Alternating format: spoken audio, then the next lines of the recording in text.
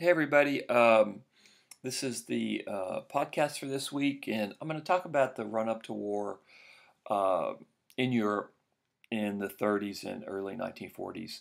This is a little bit of a backfill in the sense that I know you saw the movie on Hitler versus Stalin, which I think is really a fantastic movie, and you saw that documentary, which was kind of a summary discussion of the events leading up to World War II. Well, I want to kind of fill in some of the blanks. I want to add more context and a little bit more understanding to those documentaries that you saw. Now, before I do that, I got to there's Hitler, one of the great monsters of human history. Um, One thing to remember about Hitler, no off switch. He was a true believer, he was a fanatic, and ultimately this is what did him in. Now, there was a really good question in class the other day about why did Hitler declare war on the United States. Now, in 2019, I think a lot of folks just assumed that Germany and the United States would go to war with each other. There's also a myth out there that somehow the United States went to war to save the Jews, to end the mass killing in the concentration camps. Nothing could be further from the truth. That's not why the U.S. went into war in December of 41. The U.S. went to war in December 41 because it had been bombed by the Japanese.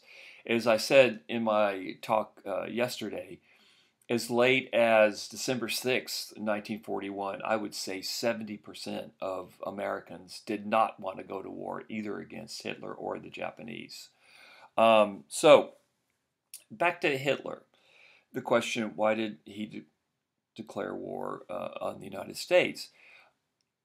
One of the themes I want to develop in this course is Hitler does not have a great strategic vision.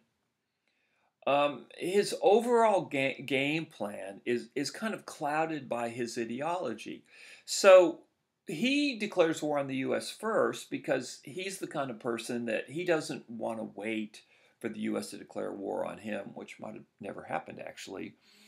And he's going to be he's the man of action. He also thinks war is inevitable, so let's go ahead. Let's just go ahead and do it. Well, he misread the situation. It's a little bit unclear, and we'll never know, obviously.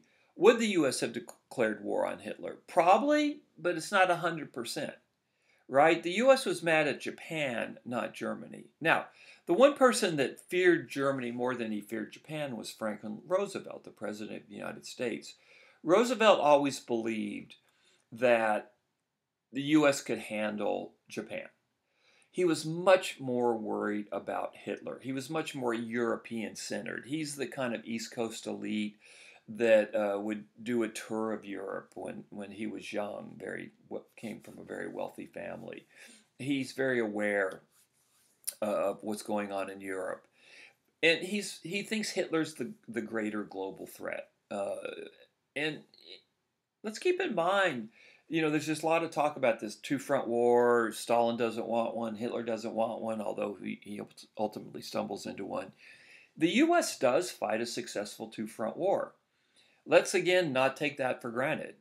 And is able to handle both Germany and Japan. It's a remarkable accomplishment, really. So, Hitler, not a great strategist.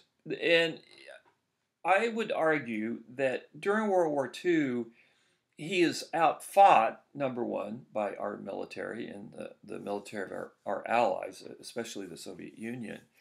But he's also outthought. The Allies were smarter than Hitler. They had a better strategic plan on how they were going to achieve their ends. Now, there's kind of almost a dialogue of a biblical complexity about what the differences are between strategy and tactics. Just for our purposes, a strategy is your overall game plan about how you're going to win the conflict, and the tactics is the actual implementation of the game plan, what happens on the ground. Okay, so that's strategy, the big picture, tactics, what happens on the ground.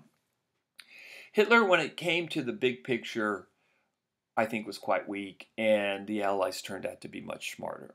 So I just wanted to kind of get that out there, and it's a theme I'm going to develop over the course of the semester. You know what? I think I'll stop here and then start a new podcast.